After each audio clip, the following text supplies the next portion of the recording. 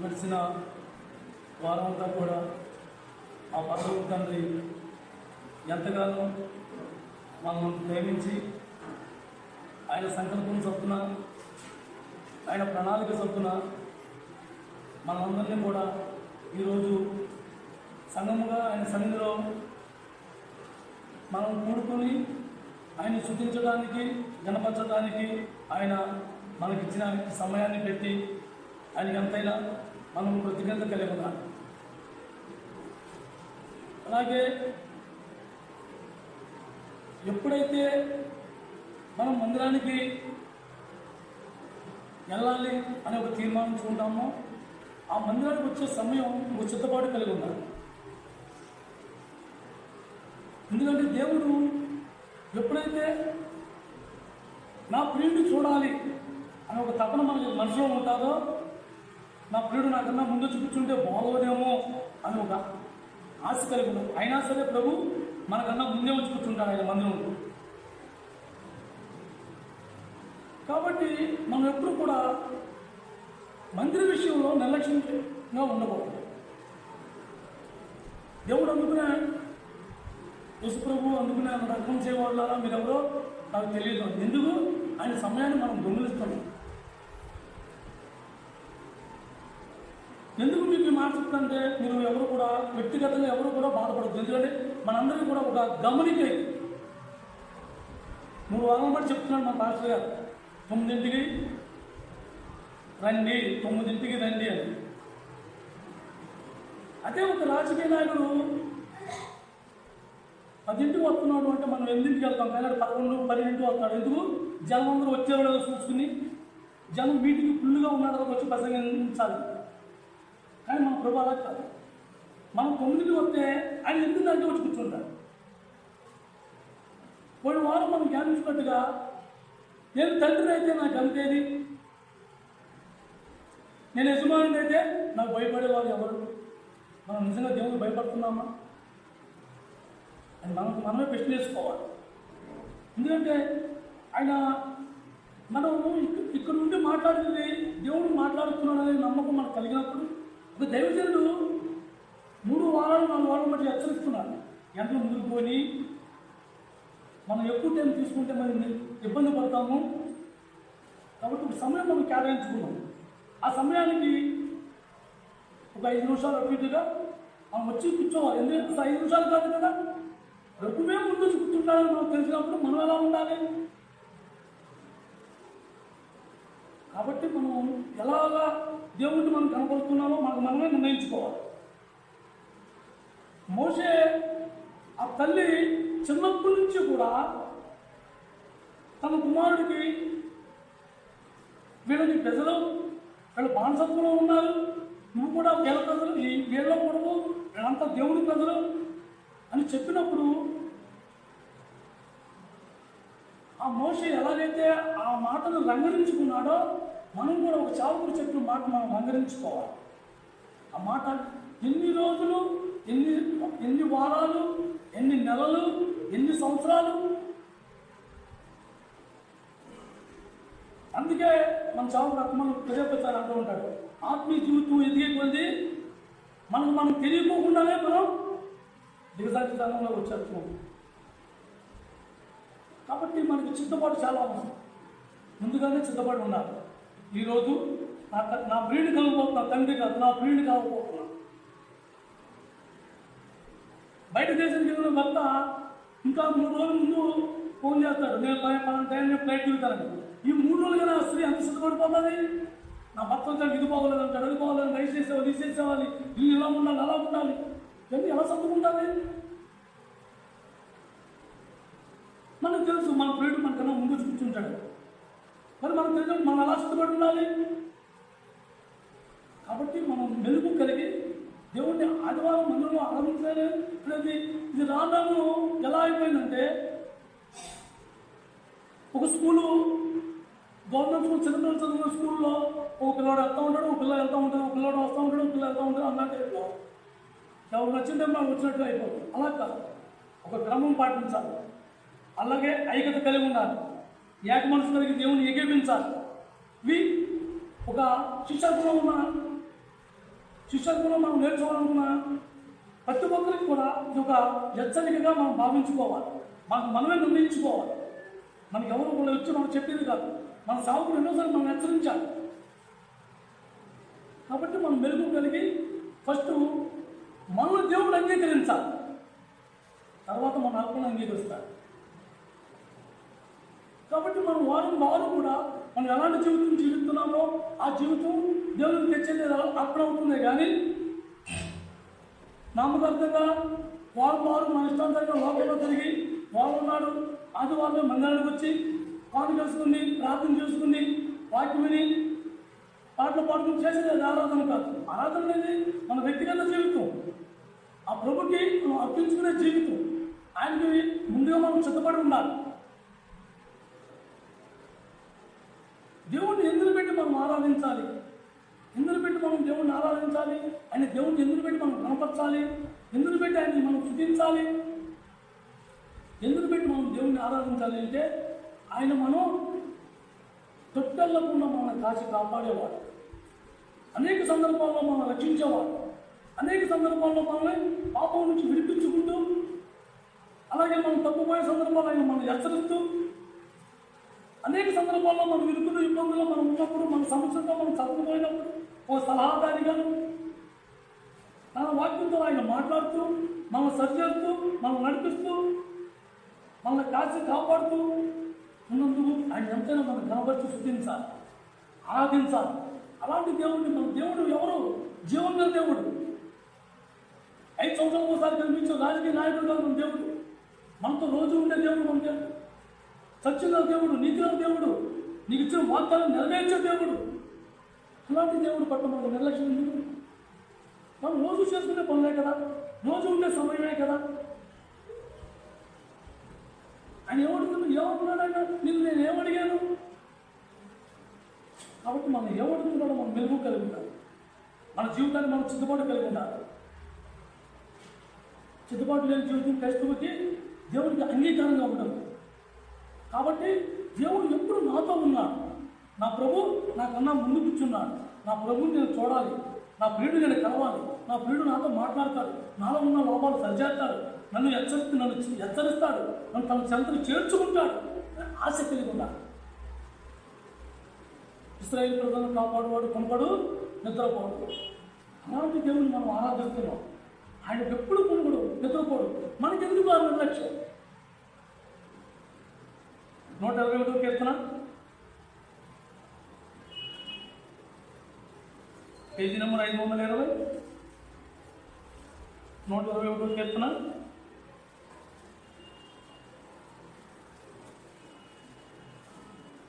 Page number 120, 520, page number 520, 121 కీర్తన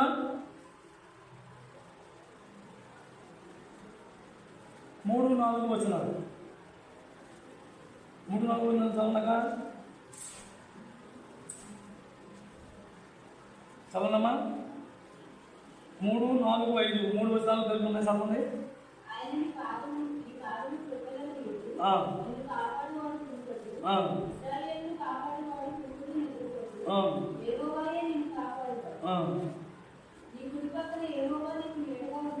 చాలు. ఎక్కడ ఉన్నాడు ఆయన? మన కుడి పక్కన నీడగా ఉంటున్నాడు. అంటే ఎవరు? ఆయన మన కుడి పక్కన ఉన్నాడంటే మనం ఎవరు? భార్య.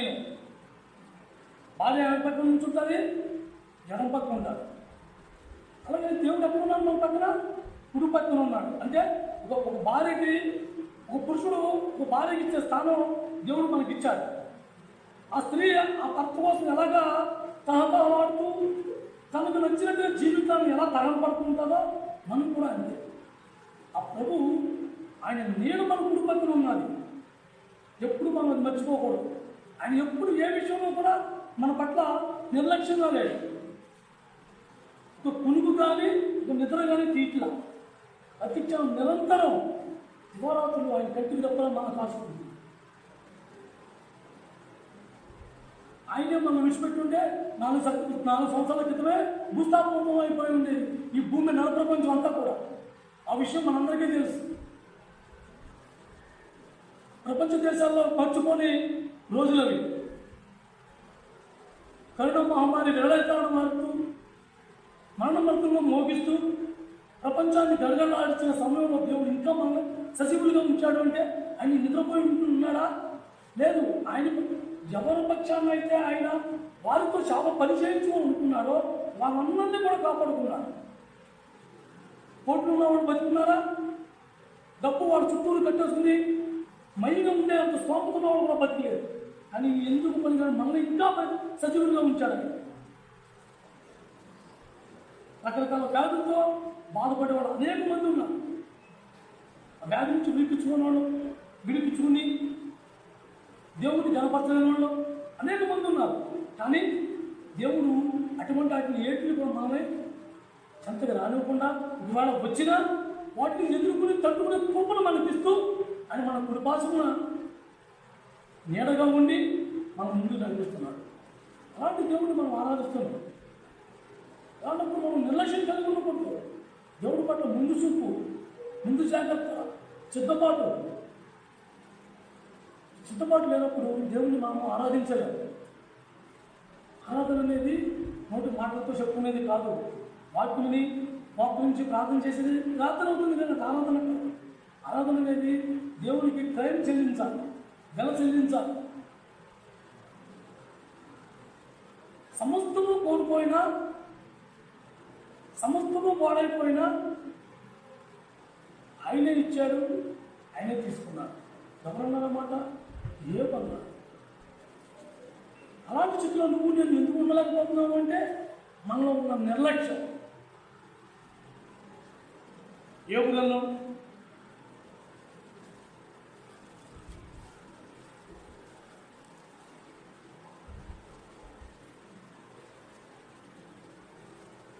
421 యోబు గ్రంథం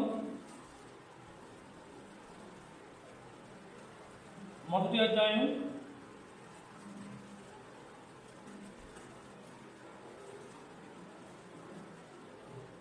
20వ వచనం చదవమ్మా.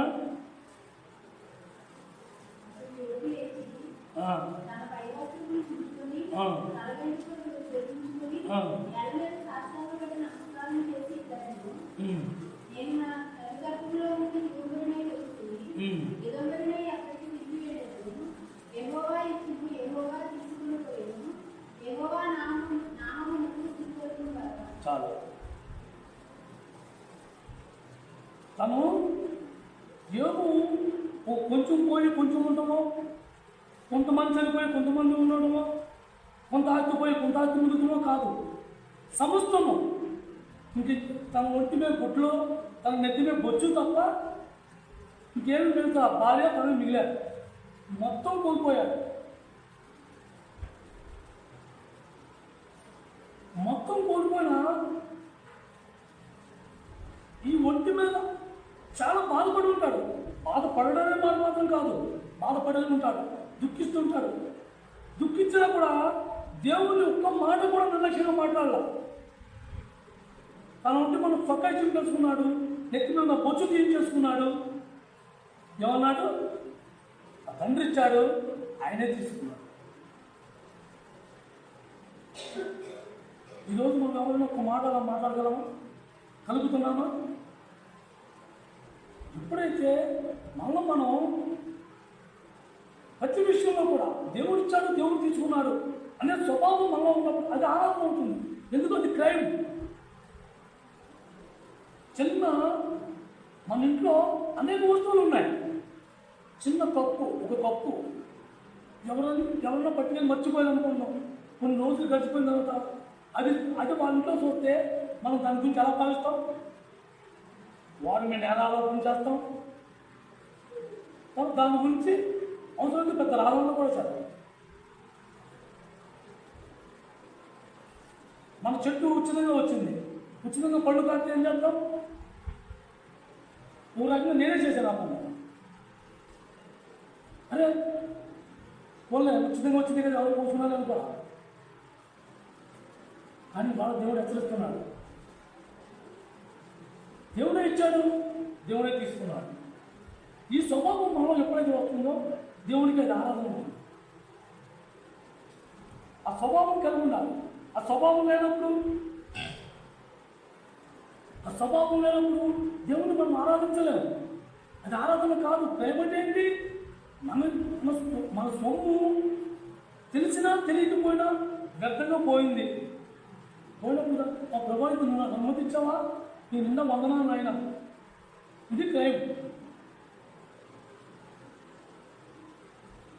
అలాగే ఒక సందర్భం,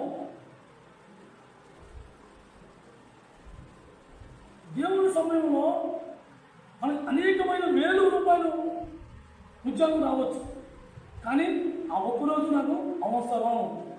ఆ ఒక్కరోజైనా నేను దేవుణ్ణి కలుసుకునే భాగ్యం నాకు కలగజేయాలి అనే తప్పన మనకు కలిగి ఉందా? తప్పు చెప్పిన పర్వాలా, అది దేవునికి క్రైమ్. అలాగే మనం కొన్ని సందర్భాల్లో నువ్వు లేకపోతే కుదరదు, నువ్వు ఉండాలి, ఇంటికి పెద్దావు, అది ఇదని రకరకాలుగా మనం పొగిడి ముక్కు రోజే కదా, నువ్వు లేకపోతే నేను ఎలా ఇవన్నీ కూడా నిజానికి వాళ్ళ పలికే మాట కాదు. నిన్ను తప్పించడానికి అపవాదే వాళ్ళ ప్రేరేపించి మాట్లాడుతున్నారు. ఏది ఏమైనప్పటికీ నా ప్రభు సమయం నేను దొంగిలించను, ఇది నా ప్రభు సమయం. మీరు వదిలిపెడతారా? వదిలిపెట్టేసుకోండి. అని మన ప్రభు సన్నిధికి మనం చేయవచ్చామా? ఇది క్రైమ్. కానీ మనం ఏం చేస్తున్నాం? నన్ను చెప్పుకోవాలి, నన్ను చూడాలి, నన్ను కనపరచాలి, నన్ను పొగడాలి. దేవుడు అలా అనుకుంటున్నాం. క్రైమ్ ఎలా చెల్లించాలి మనం? కొన్ని దేవుడికి మన డబ్బిచ్చి పెంపించగలమా? కొన్ని దేవుడిని మన ప్రేమతో ఆయన ఆకర్షించగలమా? ఆ ప్రేమ మన దగ్గర లేదు. మరి దేవుడికి మనం ఏమిస్తే మనం ఆయనకి ఇష్టంగా ఉంటాం? ఆయన మనం ఎలా అంగీకరించబడతాం? ఆయనకి మనం క్రైమ్ ఎలా చెల్లిస్తాం? ఇలాంటి కొన్ని సందర్భాల్లో కొన్ని విడిచిపెట్టుకోవడమే ఆయనకి క్రైమ్.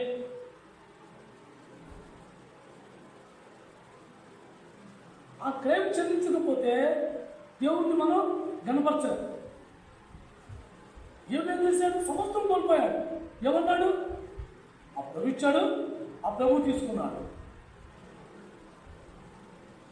మరి ఇవన్నీ కూడా మన దేవుడు చిన్నవే. ఒక్క అనారోగ్యంగా ఉన్నప్పుడు, అనారోగ్యవంతంగా ఉన్నప్పుడు కష్టపడుతున్నాం.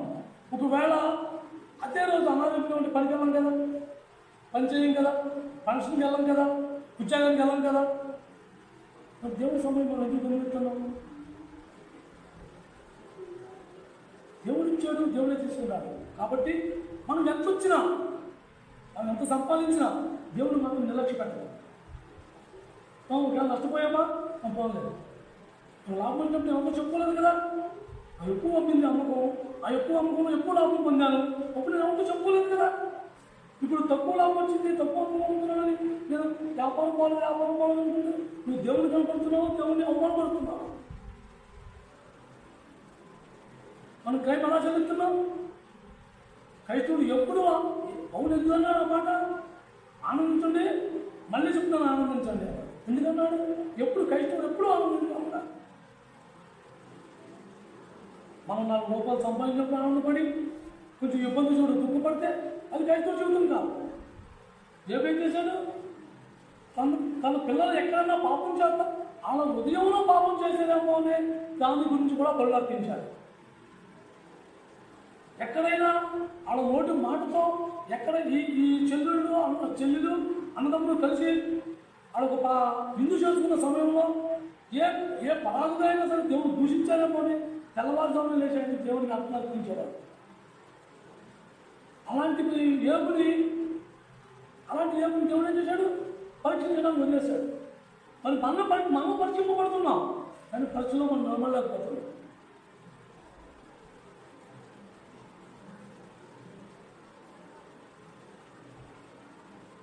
ఇరవై 22వ చూద్దామా?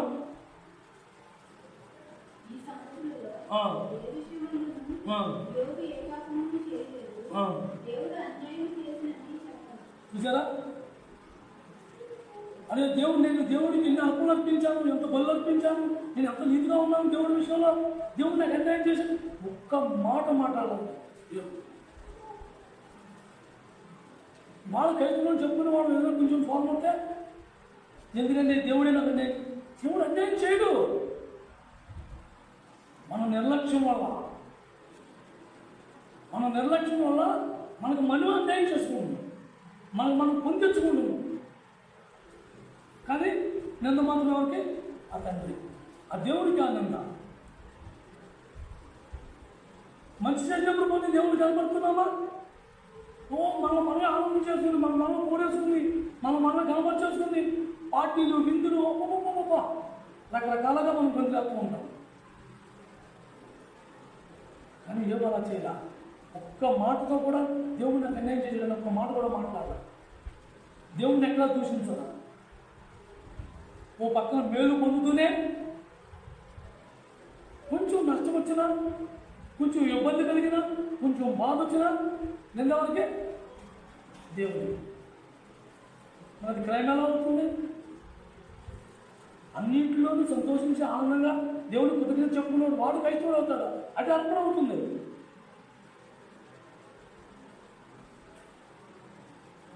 పదహారవ కీర్తన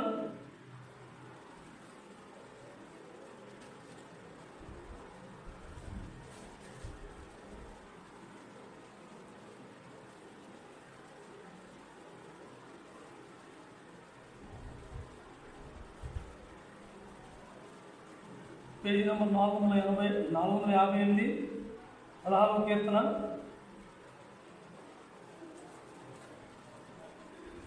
8వ వచనం.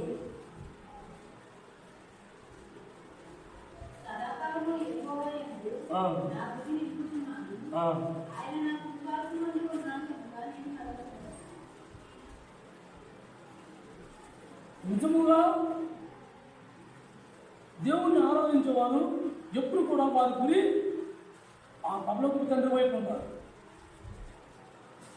ఆ పరలోకపు తండ్రి వైపు ఉన్నప్పుడు ఆ గురి యొక్కకే మనం పరిగెత్తాలనే ఒక వచనం రాసి ఉన్నది కదా. ఆ గురి మనలో ఉన్నప్పుడు మనం దేవుణ్ణి ఏం చేస్తే అది ఆరాధన అవుతుంది. ఏం చేస్తే నా ప్రభుని కనపరుస్తాను, నేను ఎలా జీవిస్తే నా ప్రభుని మనం కనపరుస్తున్నాను అనే ఒక ఆశ మనలో ఉండాలి. ఆయన కుటుంబాసంలో ఉన్నాడు, నేను కదల్చబడను అనే మాట సరిగ్గా ఈజీ కాదు క్రైస్తవ జీవితం అది పాటించడానికి. దేవుడిలాగా మనం అనగలగమా? దేవుడే ఇచ్చాడు, దేవుడే తీసేసుకున్నాడు. నేను తల్లి గర్భం నుంచి దిగంబరిగా వచ్చాను, నేను దిగంబరిగా ఉన్నా, నాకేమీ కాదు, నా ప్రభు నా కృపాసంలో ఉన్నాడని మనం అనగలమా? చదువుకొని మాత్రం మనం చదువుకోగలుగుతున్నాం. ఆ వచనాన్ని మనం చాలాసార్లు మనం ధ్యానించాము, చదువుకున్నాము. కానీ ఏ సందర్భంలో నిజంగా మనం ధైర్యం కలిగి దేవుడు ఆ యేసుక్రీస్తు ప్రభు పరలోకపు తండ్రి నా కృపాసంలో ఉన్నాడు, నేను కదల్చబడినది, దేనికి భయపడడం మనం ఉన్నాం?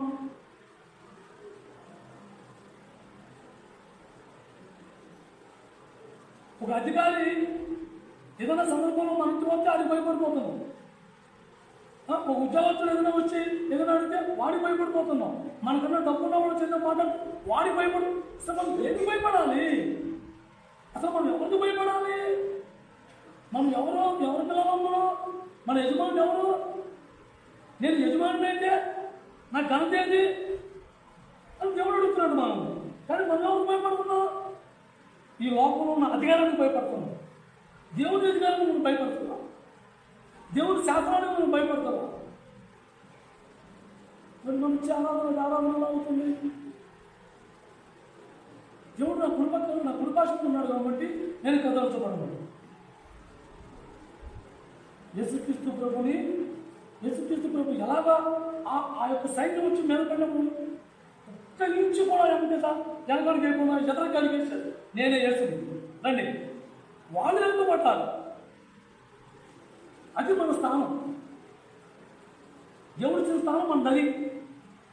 ఇది నేనే క్రైస్తవుని, నేనే అన్నా, నిజం నేనే మాట్లాడా. మనం కడుపు గురించి మనం ఏమన్నా చెప్పగలుగుతున్నామా? కానీ యేసు ప్రభు ఉన్నాడు, ఆ యేసు నేనే. మీరు ఎవరి కోసం ఎదుగుతున్నారు? యేసు నజరేయుడైన యేసు, ఆ యేసు నేనే. వెనక్కి ఎన్ని పడిపోయాడు. ఒక్క మాట అది మన స్థానం. దేవుడు మనకి ఇచ్చిన స్థానం అది.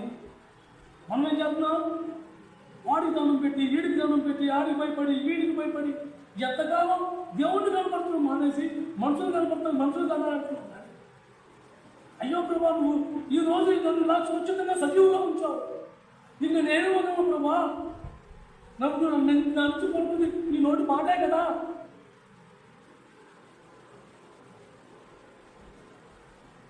దేవుడు నా కృపాశంలో ఉన్నాడు, నేను కదర్చబడినా అన్న ధైర్యం మనం కలిగి ఉండాలి. ఆ ధైర్యం కలిగి ఉన్నప్పుడే, ఆ దేవుడు నాతో ఉన్నాడు అనే నమ్మకం మనలో ఉన్నప్పుడే మనం ఆ మాట మాట్లాడగలం. క్రైమ్ చెల్లించడం అంటే ఏంటి? అసలు క్రైమ్ ఎలా చెల్లించగలం? దేవుడిని యేసుక్రీస్తు ప్రభుని అందరూ అపహాసించారు, అందరూ నవ్వారు, ఎగతాళి చేశారు. కానీ యేసుక్రీస్తు ప్రభు ఏ కూర్చొన్నా కూడా ఆయన వాళ్ళు ఎగతాళి చేసేందుకు బాధపడలేదు, వాళ్ళు నన్ను నవ్వుతున్నారని బాధపడలేదు, ఏ విషయంలో కూడా బాధపడలేదు. ఎందుకు బాధపడలేదు? అది క్రైమ్. తన స్వచ్ఛతను చంపుకున్నాడు. అరే దుర్మార్గులారా, మీరు ఏం మాట్లాడుతున్నారు? అసలు నా గురించి మీకు ఏం తెలుసా? నా తండ్రి ఆజ్ఞ వల్ల నేను చిల్లించుకుంటాను. ఒక మోరుకు ఒక మాట కూడా మాట్లాడాలి. ఆయనతో కొంతమంది మనం పోల్చుకుంటే ఆ ఒట్టులో వచ్చే పొట్టు కదా ఏదో స్థితిలో ఉన్నాం మనం అందరం కూడా. అలాంటి మనం వెళ్ళి ఆయన ఎగతాళి చేశాం, ఆయన అపహాసించాం. మత్తయి సువార్త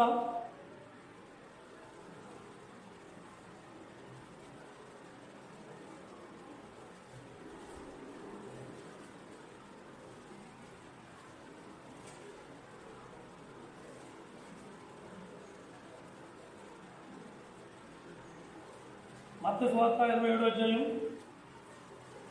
పేజీ నెంబర్ 29.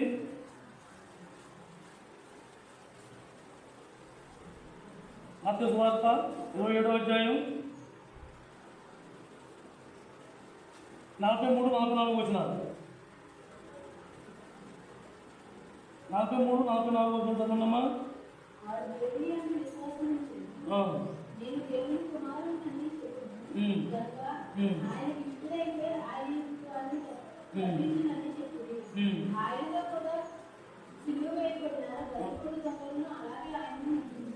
చాలు.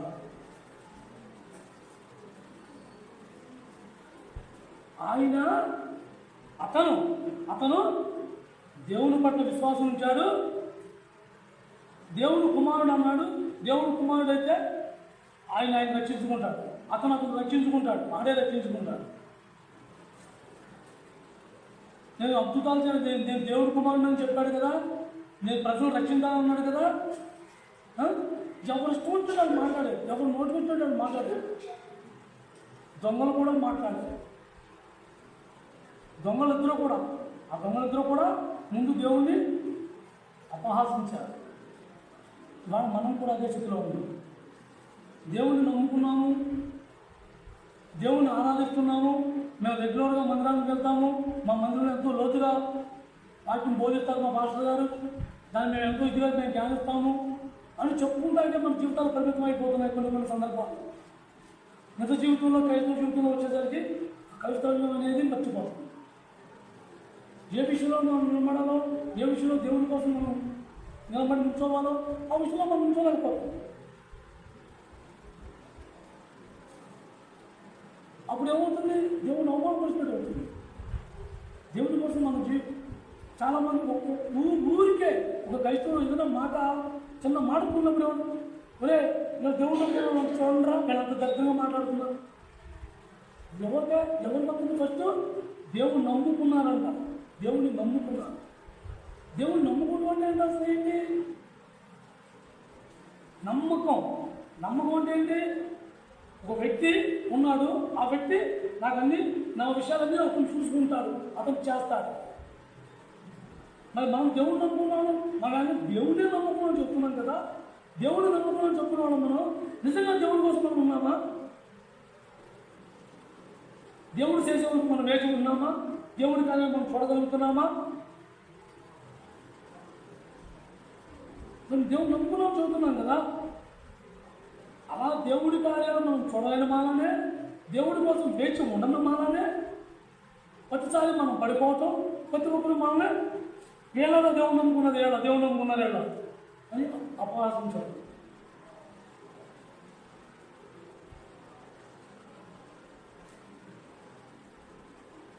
కానీ ఒక దొంగ ఏమన్నాడు, ఇంకా అదే శిక్ష విధిలో ఉన్నావా? ఒక స్వార్త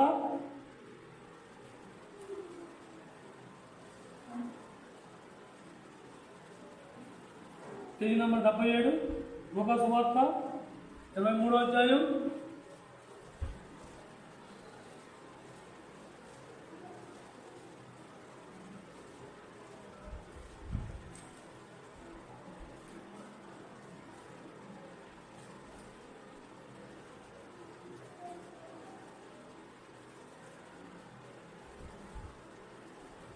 నాకు 42 చూడగా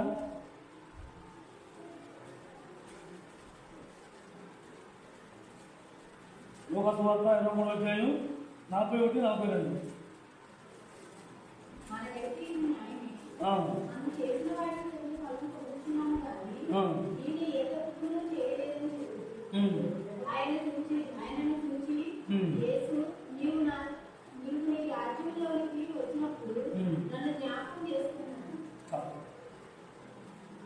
ముందు దూషించాడు కదా, ఆ దొంగతో పాటు ఈ దొంగ కూడా దూషించాడు కదా. ఎప్పుడైతే నేను చేసిన తప్పు నాకు జ్ఞాపకం అవుతుందో అప్పుడు ఎదురు వ్యక్తులు మంచితనం గుర్తొస్తారు. యేసుక్రీస్తు ప్రభు కనీసం యేసుక్రీస్తు ప్రభు వర్తమానం కూడా అతను ఎన్నున్నాడు. బందిపోటు దారిలో అడవుల్లో కాసి బందిపోటు అంటే ఎవరో అడవుల్లో ఉండే దారిలోను కొండలమైన దారిలోను కాపు కాసి స్త్రీలను పౌరు చేసిన వాళ్ళ కూడా పునారం దొంగిలించి, లేకపోతే వ్యాపారస్తులందరూ వాళ్ళ కూడా ధనాన్ని దోసుకుని ఇటువంటి ప్రయోగాలు చేసేవాడు. వాళ్ళు ఎంతోమంది ఎన్నో రచన చేశారు, ఎంతోమంది సొమ్మును కొలగొట్టారు. ఒక్క మాట కూడా ప్రభు చెప్పిన మాట ఒక్క మాట కూడా ఇల్లు. కానీ ఎప్పుడున్నాడు యేసుక్రీస్తు ప్రభు సిలువేసేటప్పుడు ఆయన తండ్రి వీళ్ళు ఏం చేస్తున్నారో వీళ్ళకి తెలియదు. ఆ మాట ఎప్పుడైతే యేసుక్రీస్తు ప్రభు పలికాడో ఒక దొంగకి హృదయం కదిలింది. ఏం చెప్తారో వాళ్ళకి తెలియదా? ఈయన నిజంగా దేవుడి కుమారుడు. ఒక్కసారిగా ఆ యొక్క ఆలోచన విధానం, ఆ గమనిక, ఆ మెలుగుతనం ఎలా వచ్చింది? తను ఇంకా ఎలా చచ్చిపోతాం కదా, తన పాపాన్ని గుర్తు చేసుకునేటప్పుడు ఈ ప్రభు అన్న మాట గుర్తుకొచ్చింది. ఇంకా నువ్వు ఆ శిక్షా విధిలో ఉన్నావా అంటే, ఏ శిక్షా విధిలో ఉన్నాడు? నేను ఇంకా భూమి మీద బతికే ఉండాలి, ఇంకా నేను పాపాలు చేసుకుంటా పోవాలి, నన్ను ఎవరైనా వచ్చి ఇప్పించేస్తే నేను చేతుల కోసం నా శముద్రుల కోసం మళ్ళీ నేను యథావిధిగా నేను జీవించేస్తాను. కానీ ఈ దొంగ ఏమంటున్నాడు, ఇది మనకు తగ్గిందే, ఈ శిక్ష మనకు తగ్గిందే.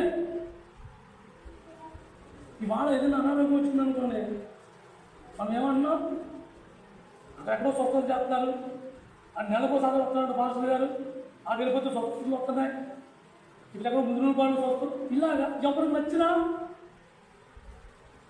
వారి యొక్క ఆ స్థలాన్ని వారి జ్ఞాపకం చేసి చెప్తూ ఉంటాం.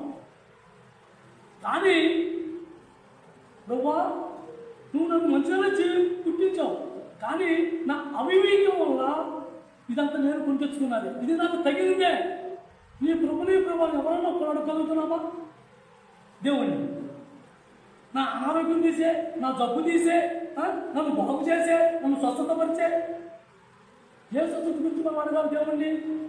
నేను ఆత్మీయ అనారోగ్యంలో ఉన్నాను, నన్ను ఆత్మీయ స్వస్థతపరచు. అది మానేశావు. అసలు ఆత్మీయ స్వస్థత గురించి ఎవరో అడగం యేసుప్రభు. నా ఒంట్లో ఉన్న రోగం తీసే, నా పిల్లలకి మోపలు పుట్టాలి, నా పిల్లలకి డెలివరీ టైం వస్తేనేమో తేలిక కాను రావాలి, నాకు ఒంట్లో ఉన్న అనారోగ్యాలు ఎక్కడో స్వస్థత దొరుకుతుంది, అది వెళ్ళిపోవాలి.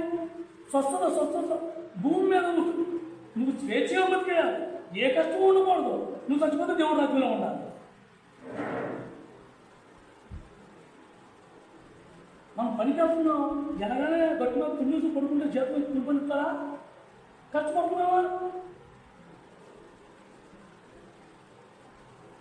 క్రైస్తవ జీవితంలో అంత సులువా? అంత సులభనా? ఒక్క మాట మనం అనుకుంటున్నామా? ప్రభా, నేను అజ్ఞానంగా జీవించిన వల్ల నాకు ఈ అనారోగ్యం వచ్చిందేమో, ఇది నాకు తగిందే ప్రభా. నీ ప్రభునే తండ్రి నాయన, ఒక్క మాట మనం అనగలుగుతున్నామా? నాకు అది తీసేయి, నాకు అది తీసేయి, నాకు ఇది తీసేయి, నన్ను స్వస్థపరిచేయి, నా జీవితం హ్యాపీగా నేను గడిపేయాలి, సంతోషంగా నేను జీవించేయాలి, ఏ బాధ నాకు కలగకూడదు, నేను చచ్చిపోతే నీ రాజ్యంలో ఉన్నాను. దొంగ ఏమన్నాడు? నీ రాజ్యంలో ఉన్నప్పుడు, నీ రాజ్యం వచ్చినప్పుడు ప్రభు సగం జ్ఞాపకం చేసుకో. నీ రాజ్యంలో తీసుకెళ్ళమని అడగలా, జ్ఞాపకం చేసుకో. ఇది క్రయం. ఎవడనైతే ఉంటాడు, అరే నాయన మొదలు నెప్పిస్తున్నా బాబు, నీకు మానవ సాయం ఎప్పుడో చేస్తాను నేను, నన్ను ఈ బాధ నుంచి తప్పించు అని అడుగుతాడు. కానీ నేను ఎలా అడగల, ఇది నాకు తగ్గిందే, ఇది మనకు తగ్గిందే. మనం ఎన్నో పాపాలు, హత్యలు, దొంగతనాలు, దోపిడీలు ఎన్నో చేశాం, ఇది మనకు తగ్గిందే. ఆయన ఏ నేరం చేయలేదే అంటే మనం చేసిన నేరాల అన్నింటి కోసం ఆయన వేసుకున్నాడు శిక్ష. ఇప్పుడు కూడా మనం ఏమంటున్నాం, నాకు స్వస్థత కావాలి. నేను ఎవరో ఒక ఆయన వచ్చి అంటున్నాడే, చేతులు తిమ్మిళ్ళు కూడా, అది కూడా అనారోగ్యమే. రక్త ప్రసరణ తగ్గితే చేతులు తిమ్ముళ్ళు వస్తాయి, కాళ్ళు తిమ్ముళ్ళు వస్తాయి. అక్కడెక్కడో నెలకోసారి పడతాడంట భాష, ఏదో పేరు చెప్పాడు. ఆడికంటే ఒకసారి టీవీ అంతా వాక్యం మీకు తెలుస్తుంది, చేతులు మొత్తం నాకు తిమ్ముళ్ళు పోయి. అరే అయ్యో ప్రభా, ఇంతవరకు నేను వ్యర్థంగా జీవించాను, ఈ ముళ్ళు నాకు నేను లేకపోతే నీ దగ్గర చేద్దాము నేను, అయినా ఇది నాకు తగ్గిందే. ఒక మాట మనం అనగలుగుతున్నామా? నా బాధలు తీర్చే, నా కష్టాలు తీర్చే, నా వ్యాధులు పోగొట్టే, నన్ను స్వస్థపరిచే, నేను హ్యాపీగా నేను ఎవరిని లక్ష్యకుండా ఊళ్ళో బతికేయాలి, నేను ఎవరి ముందు తలంచకూడదు. క్రైమ్ అంటే ఏంటి? ఎవరైనా నేను రక్షించాలని ఎదురు చూసేటంటే మనంగా మనం దాన్ని ఒప్పుకుంటే దేవుడే మనం రక్షించాలి. ఆయన తప్ప మనం రక్షించేవాడు వేరుగా ఒక నాయకుడు కానీ, ఒక అధికారి కానీ ఎవరూ లేదు. ఆ ఒక్క దేవుడే మనం రక్షించాలి. ఆయన ప్రజలను వారి పాపం నుండి ఆయనే రక్షించింది. కాబట్టి మనం ఆయన మరి ఆడవాలి, ఇది నాకు తగిందే. ఎవరైతే ఆ మాట మనం ఒప్పుకుంటామో అప్పుడు ఆయన చేసే కార్యం చేస్తాడు. మనం కోరుకున్నట్టుగా మనకు అన్ని విధాలుగా అనుకూలంగా ఉండాలి, అన్ని విధాలుగా సంతోషంగా ఉండాలి.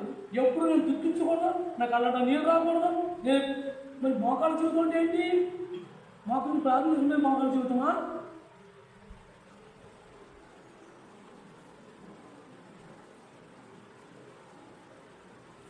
మోకాలు కింద దెబ్బతిన్నాడు ఏమంటాం మనం? చిన్న దెబ్బతిన్నా సరే ఎంతో బాధగా ఉంటుంది. ఎందుకు ఎంత బాధగా ఉంటుంది ఆ మోకాల జీవితం అంటే ఏంటి? యేసుక్రీస్తు ప్రభువుని నిజంగా వెంబడించేవాడు మోకాల జీవితం జీవించడం అంటే ఆ బాధలు ఓర్చుకుంటేనే, ఆ బాధలు నాకు తగినదే అని మనం అంగీకరిస్తేనే క్రైస్తవ జీవితం. అదే అర్పణ, అది నిజమైన ఆరాధన. అట్టి ఆరాధకులు కోరుకుంటాడు కానీ దేవుడు నన్ను స్వస్థతపరిచేయి, నన్ను బాగు చేసేయి, నన్ను ధనం ఇచ్చేయి, సంపదిచ్చేయి, నేను కోల్పాలు ఉపయోగపడుకుంటాను, నేను ఏసీలో ఉంటాను, నేను హాయిగా తిరుగుతాను పని చేసుకుని. మరి క్రైమ్ ఎప్పుడు చెల్లిస్తావు? చచ్చిపోయిన దేవుడు రాజ్యంలో చెల్లిస్తావా? ఇక్కడ చెల్లిస్తున్న క్రైమ్ అక్కడ ఎలా చెల్లిస్తావు? అందుకనే అంటున్నాడు పౌలు, అందుకనే రాశాడు అన్నమాట, సజీవ యాగంగా మీ శరీరాన్ని సమర్పించండి. కాబట్టి మనం ఎలా జీవిస్తున్నామో, మనం ఏ విధంగా దేవుని విషయంలో తప్పిపోతున్నామో, అది దేవుడిని మనం ఎలా ఆరాధించాలో, మన సిద్ధపాటు అంటే ఏంటో మనం ప్రతిదీ కూడా మనం నేర్చుకోవాలి. ఎక్కడ నేర్చుకోవాలి? ఆ ప్రభు కార్యక్రమకి వెళ్ళి. యవన ప్రయత్నంలో ఆయన కార్యక్రమం మన వయసులు అయిపోయినాయి, మన జీవితాలు అయిపోయినాయి. కానీ మన వెనకాల తరం వారిని మనం సిద్ధపాటు చేయాలి. వాళ్ళని నడిపించడానికి మనం అందరం కూడా భారం కలిగి ప్రార్థనలో ఉండాలి. అలాగే వారి తల్లిదండ్రులు వాళ్ళకి మోషే తల్లి ఎలాగైతే నూరిపోసిందో వారి తల్లిదండ్రులు ఆ బిడ్డలకు ఆ బాధ్యతల గురించి తెలియపరచమని మనకు హెచ్చరిక. ఎందుకు మన బాధ్యత, మన ప్రేమించడం ఏంటి? ఇటువంటి ఆ క్రయం మన ఇష్టాన్ని మనం చంపుకోవడం, దేవుని కోసం నిలబడటం, ఇది క్రయం. అదే దేవునికి ఆరాధన. మా సభ తీసుకుంటారు.